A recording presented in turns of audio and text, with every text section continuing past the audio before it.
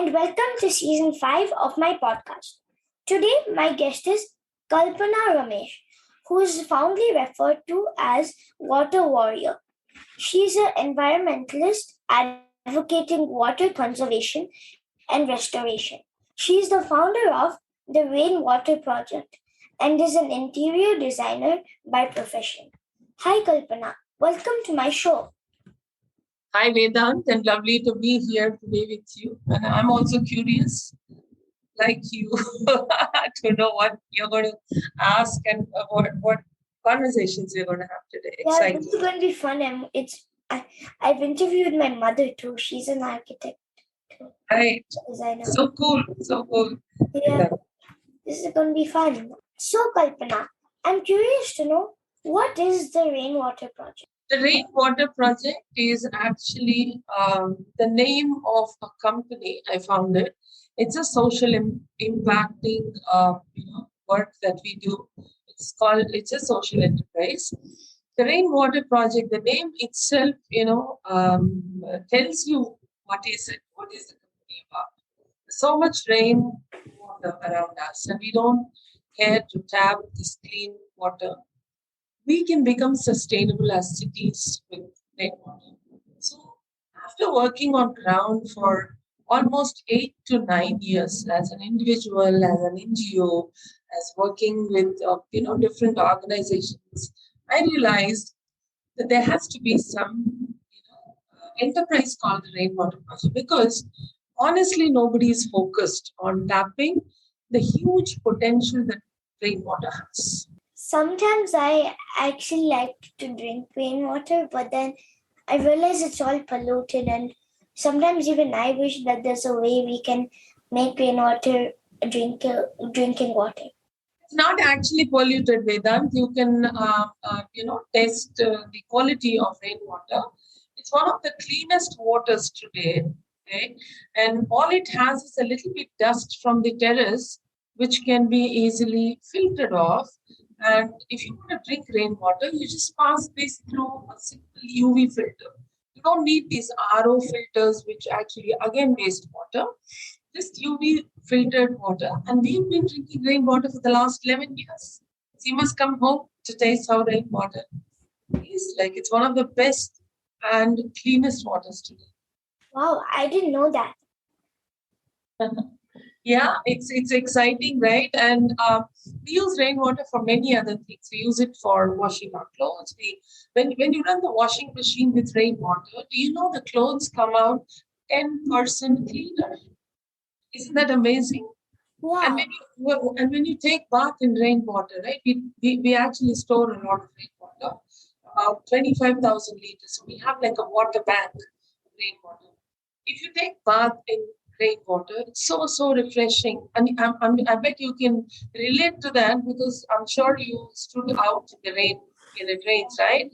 Yeah. It's so refreshing. I mean, you don't feel that way when you stand under your shower for maybe even 2 hours. Do you feel that refreshing? No. So rainwater has magic. Yeah, when I was in Hyderabad, I used to just stand in the open sky, and when it was raining, I would just I would relax. Awesome. So I'm just trying to tell you what more rainwater can do for us. I mean, it's good to drink. It's good for every other domestic purpose. And do you know rice, which is our staple food as South Indians? It cooks faster than rainwater. These are things we've been doing for last 11 years. And this is wonderful, right? To know. Yeah, it was a revelation for us too. I'm going to tell my mother to wash our rice in rainwater. You must actually experiment it, because many school kids, when I go give awareness in schools, is the first thing they ask: isn't rainwater polluted? Is it do we get acid rain? It happens in a few countries, in some places, but not all the time. And how you can make sure that it is clean, the experimenting yourself. I mean, you get the pH meter, you have TDS meters, and you have different water quality equipments that you can buy on Amazon and anywhere. And you can check it out for yourself, how clean this water is. Oh, sure, I'll do that. Wonderful. You are a part of the Hyderabad Designs Forum. Step Step Well Documentation Initiative. Can you tell me a little about that? Yeah. Working last almost 6-7 years on ground, I have done various things for water, but I came to hear of architect Ashwin Ramurthy's project that he's looking at documenting the lost step wells of Telangana. You called it steep wells. It's actually true. Some of them are really steep as well, right? So he wanted, it was his dream, and we became part of this project with him, where 12 architects and designers got together. We volunteer our time, we volunteer our resources, and we want to put together this book that he is looking at, documenting the lost step wells of Telangana. Why do we call it lost? Because nobody knows about them.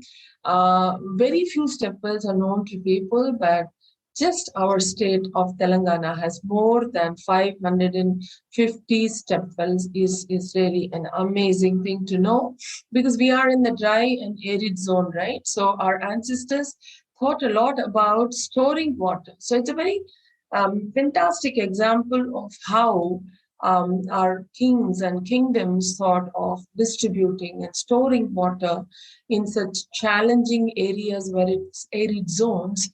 So it was a very interesting project for me to become part of. So I spoke to Ashwin sir and immediately became part of the project.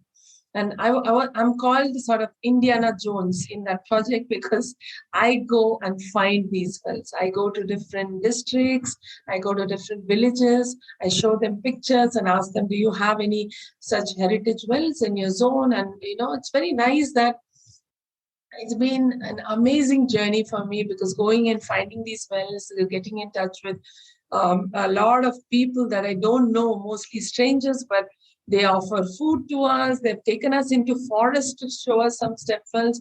They're so happy to show us their step wells and maybe drive with us to other nearby villages and show step wells. And it's been very, very exciting to be part of Hyderabad Design Forum.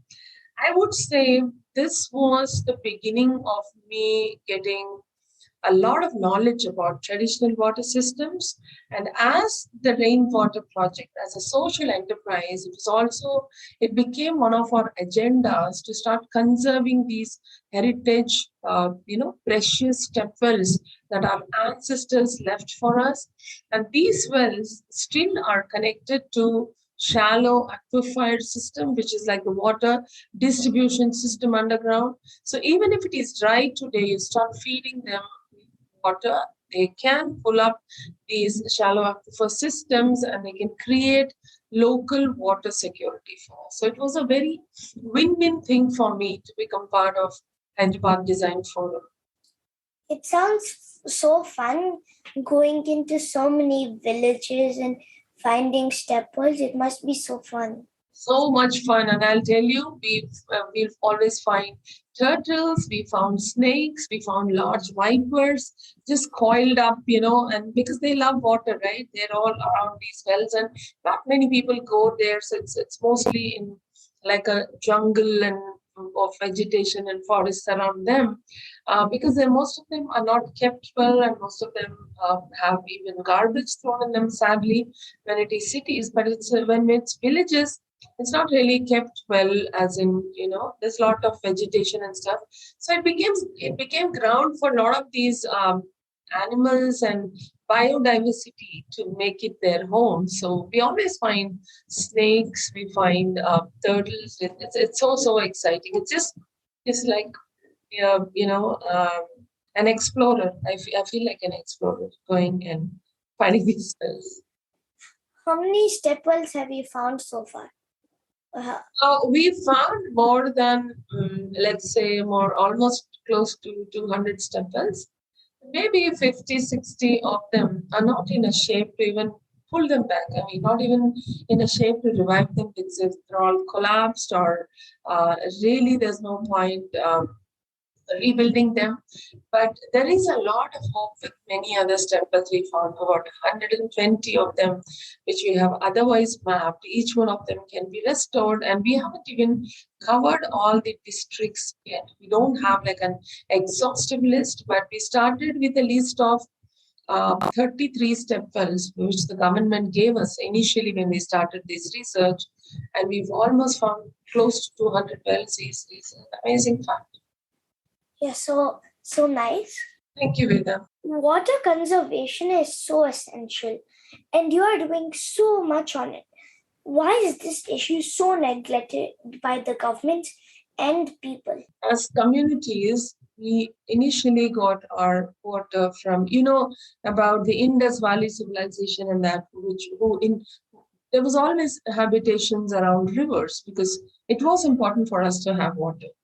Now that language, slowly as villages developed and towns developed, then you started digging wells around these water resources so that became your system to draw water for communities, because you started spreading as communities. You moved little away from the rivers. So you started getting groundwater, but you started digging wells. As the population grew, and slowly when you started digging deeper, because the well started drying up or didn't have enough water because more people started tapping into it. So we went deeper and deeper. So we dug our wells deeper, and then we did what is called the bore well system, where you dug deeper, went through, went down with a pipe and started fixing motors and drawing a lot more water. Right? And we started doing that and distributing this water within the building with piped systems. And we government also started doing this, what we call today as piped water supply, which comes from rivers, which comes from far off resources. So what slowly started happening is we started getting connected to the tap and the tanker system. And we forgot our resources, which is our rivers, which is our wells, which is our lakes, which are resources, which are our water sources. If wells are dry around the river, if they are not, in a good shape or they are filled up, even the rivers get a lot of water from groundwater. If we don't tap a lot of groundwater around the rivers, even the rivers flow comes down, and then the water in the rivers come down drastically. So we talk about dying rivers today. But most of our cities get water today from 200, 300 kilometers from different rivers. Right? So one side we're talking about dying rivers, and another side we're talking about getting water from rivers because our population is growing too rapidly. I mean, we need to cater to the population. So government also has to get water from them. We can't, the government can't say, I cannot give you water. They have to give us water. So, but instead of being sustainable as cities, as in tapping our own resources as cities, we've started looking beyond our cities and going far, far away to get this water. That's where we become unsustainable. So our whole work transforming from a design studio to a water studio today, the work as the Rainwater Project is really to make our local water security, to create our water security. How do we always take water from these bore wells, but how many of us are responsible enough to put back water? Because water is not an infinite resource. It is a finite resource. So today, with so much population, we should also talk about recycling. We should talk about, safeguarding our precious water that comes from rivers, also tapping the huge amount of rainwater which comes to our rooftops. We don't pay money for it. It's free of cost. It comes to our rooftops. We just need to make arrangements to store, reuse, or put it back sensibly into the ground. So I feel communities and government are not so connected with this. The government has various other challenges because the moment they try to solve a problem, the population goes up and they have 10 more problems to attend. So it's been like a cascading effect. But if people come together and we are more aware of what's happening with our cities, we will not go back to a Cape Town situation, right? In Cape Town, you get only 20 liters of water per family, and there's army, guys standing there to distribute water because they declared in 2020 April that they have run out of groundwater. If every city should not go to that situation, we need to talk about becoming sustainable. How responsibly we take water from the ground and also put back. So the moment we are connected with sources, all of us will be acting, all of us will be making an impact. But today we are sitting flush in our homes and we are only connected to taps. If there is no water in the tap, they call for a tanker. That's it. You don't think that there is a resource beyond this. I mean, we're not connected to the source. That's the problem, really, Veda. In Singapore, I went to this water treatment plant where, when you wash your hands, all the water that goes into the drain, and when you go to the toilet, all the water that gets flushed down, where they treat that and put it to a filtration process and bottle it and then sell it. Yes, absolutely. So our population is growing, so we have to find ways. So I lived in Singapore for 2 years, and I used to be amazed that how the entire country is thriving at that point in, around 97, 98. They used to buy water from Malaysia. Right? They used to buy water from Malaysia. They didn't have their own resources.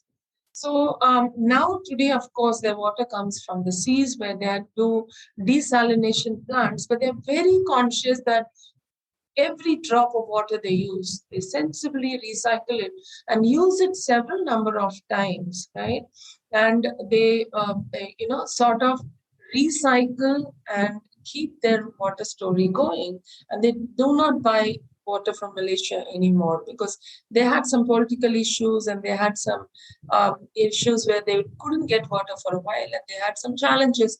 That's when the country realized that they need to become sustainable for water. They started doing a lot of recycling and desalination. These are all stories from the world that we should understand, and we need to know that what happens if there's no water. What should the governments do to help conserve water bodies? Well, the government, like I said, should start putting light on sustainable cities for water. They should start looking at what are our own resources. What we did, Vedant, is as the rainwater project, we also divided the city into smaller blocks and smaller pockets because we can talk to the locals. We can, make an impact, talking one-on-one with people and trying to make them be the change. So if you take a block, we have wells, we have lakes. We could do a lot of common area rainwater harvesting. We could encourage communities, schools, corporates, malls, hotels, hospitals, all these buildings, and with different typologies of buildings, to tap the roof is the resource for rainwater. So anyway, they have pipes coming down. But today, all the pipes are connected to the drain and they're wasted. Instead, how they can take these pipes to their own sumps for water storage just with simple filtration system, and they can reuse it for domestic purposes. As Hyderabad, we get anywhere from 45 days to 55 days of rainfall every year. So almost 2 months or 4 months, you can be self-sufficient if you store water, and also the excess water that we get due to climate change. If we make all our water bodies clear of garbage, if you desilted them, if you made space in the lakes and the wells, and also, make it a strict mandate with every building to tap rainwater and go zero discharge. Not just today we have a mandate with the government that, you should have a rainwater harvesting pit if you're building a certain house or a building, but that's not enough because we only tap a very small, minuscule part of rainwater today as a mandate, but they should make it mandatory that everyone goes zero discharge. Like you manage your rainwater within your property. You're not going to send it out. If that concept is picked by the policymakers I think that's a big change we are looking at. So we can reduce a huge amount of urban floods. So I'm sure Vedant, you would have seen a lot of videos or about urban floods in Hyderabad. 2020 we had huge flooding, and even now 10 minutes of rainfall and you can see rivers flowing on the roads because most of our city is concreted today. So there's no natural drainage of this rainwater. So we need to build these rainwater harvesting structures. That's where, as a social enterprise, we give consultations, we do end-to-end implementation, and also work with public space, projects like well and lake restoration. So yes, the government can do a whole lot, but I think people today we are 1.4 crore population as Hyderabad. Even if 1 crore people decide to do something good for water, I think we're making huge impact. We can, in fact, become an example to the world. Yeah, that's so true. I mean, everybody should start just reusing water because only some places do that. Absolutely. Everybody should see, it's your responsibility, right? Many people ask me, so why should, if I do rainwater harvesting, am I going to benefit or somebody else? Air and water is a public asset. It's not your water and my water. All of the groundwater belongs to all of us. We put a bore well and tap it and we call it our water. First of all, this concept, that it's not mine, it is ours. This has to come. This behavior change has to come. And also, when every day you're taking water from the ground, it becomes our responsibility to put back water into the ground. But what is that water we put back? Rainwater. Every year we have this much of rainfalls. In fact, we are blessed as a city to have very good rainfall. But we're just sending it through our pipe system to the drains, which is not useful for Mother Earth or us. If rainwater, clean rainwater mixes with sewage, see something that is good to drink, I told you this, right? It's good to drink and you're mixing it with sewage and throwing it. Today, a 25 liters water bottle in India costs about 25 rupees, which is 1 rupee a liter. Okay. So rainwater for a small 1,000 square feet of rooftop can get you about 1 lakh liters. Right? A small house, an individual house.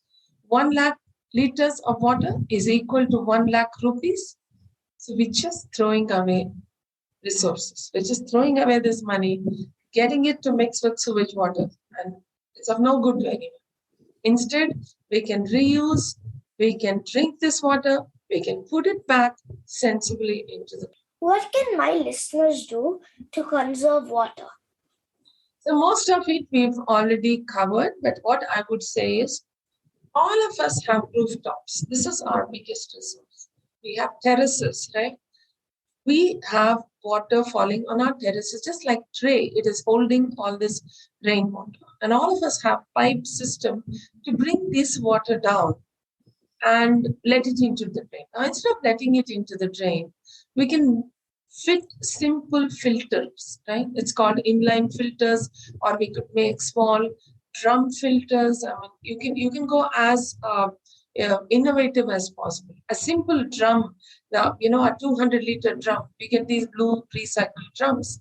You can layer it with gravel, coal, and sand, and leave half the drum empty, and cover it with a filter cloth. Whenever it rains, you connect that pipe to this drum. It gets filtered, and at the bottom of the drum, have a pipe that goes directly to your sump, which is your collection point. So either you do this drum method or you put inline filters, which is available on Amazon. It's simply a no-brainer to take this water to your sump, reuse it. But since you're taking a whole lot of rainwater to your sump, it also needs to have an overflow system. This overflow of rainwater, you can connect it to a small rainwater pit that you can make, or you can do a pit around your bore wells. It could be your dead bore well, or it could be your live working bore well.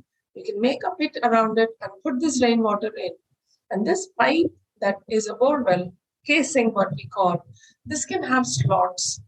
So in that pit, you can have a filtered medium with, again, gravel, sand, and stuff. Now you can have even modular systems which we can fit around this borewell. It acts like a collection point for this excess rainwater and slowly gets into the borewell and keeps the borewell water alive even through summers. So we're getting to reuse the rainwater in the monsoons, and we are adding more water to the groundwater system, which can become your resource in summers. The borewells won't go dry if a whole lot of people start putting back water into the ground. This is what all of us can do because all of us get rainwater free of cost. It's coming to our doorstep. All we need to do is create a system where you can reuse. Like I said, in our house, we even drink rainwater. And then we can also recharge. What did you want to be as a child? What made you choose to be an interior designer and a water warrior? Well, as a child, I was very, very connected to flowers and I loved nature. And we grew up in a house in Bangalore where there's a lake just a few feet away from our house. I never knew I would be working for lakes later on in life, but I have enjoyed this lake. It's the Alsor Lake in Bangalore. And my dad used to take us to the regattas and, competitions that used to happen in the lake waters. I mean, the defense, the cantonment there, they used to have these regattas, and it used to be fun. And we used to go there for walks, watch birds. So I think water and nature was very much part of my growing up. And those days we didn't have malls and movies and eating as our pastime. I mean, nature was our pastime. We used to have a huge rose garden in our home in Bangalore. I used to always collect flowers, and each tree used to have like I used to call it a rose tree because each tree will give some 40, 50 flowers and such vibrant colors. So I think I grew up with nature and colors, and that explains why. I mean, though I studied architecture, I picked interiors. I did my diploma in US for interiors, and I practiced also as a design studio. I'm an interior designer. So colors is something I just absolutely love. Nature is something I love. And but how did I become a water conservationist? Well, I was running my design studio once we moved back from US in 2000. But I noticed that, we had this dream of me and my husband's parents, like we wanted four parents to live together with us, with our kids. So we were eight of us in the house. So it was my responsibility to give clean nutrition, clean water, and food with good nutrition. And it became my responsibility. And I saw that most of the communities we lived in were buying tankers for more than 6 months in a year. And I tested this tanker quality, water quality. I was not happy. It always had some contaminants. Even the city piped water had a lot of chlorine in it, and chlorine is not great for our body if we consume it every day. So that made me think: why are we dependent on tankers? Why can't we think beyond tankers? And I started solving this problem by building a sustainable home for water in when we built a house in Hyderabad. So that was a learning that we could live without tankers even in Hyderabad, which is a very tanker prone city earlier, but now we get a lot of river water. Then I became conscious of why are we using so much of river water and wasting. I mean, we should use it only for drinking, but we are using river water today even in our flushes and everywhere what we call manjira water, and that's so irresponsible. So after building a sustainable home, then building a sustainable community where we live, and not buying tankers even in the community as is in common tankers. Then I started, talking about how to take this and spread word in different communities because I saw a winning story in our house and in our community.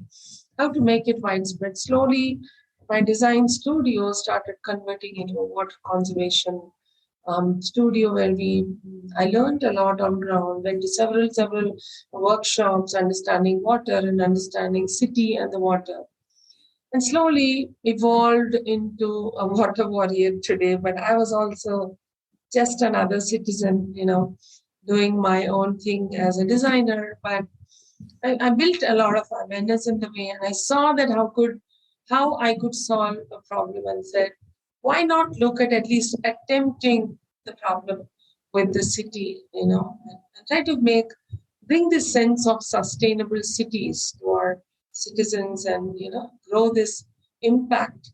Yeah, so that's how I've evolved to become a water warrior today and a very proud founder of a social enterprise that works for water and puts back millions of liters into the ground sensibly.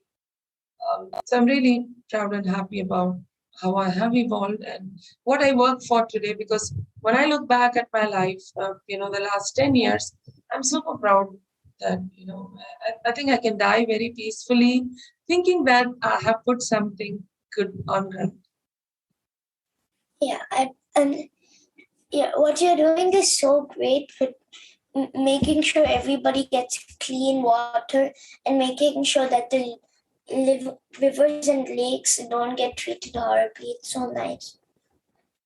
Thank you, Vedant. And I hope you got a lot of awareness too today, right? Like water and how you can drink rainwater, how you can conserve your rivers, river water and stuff. Thank you. Yeah. What are your hobbies? My hobbies, I love to travel. I love to sketch a lot. And now I think I speak water, water, water. So anything that is water captures my attention. I keep listening a lot and, to different stories for water across the country and across the world, and read up quite a bit on water and also different ways to treat water quality and many things. Anything water is become my hobby today. But I really love sketching and traveling, and I love old temples.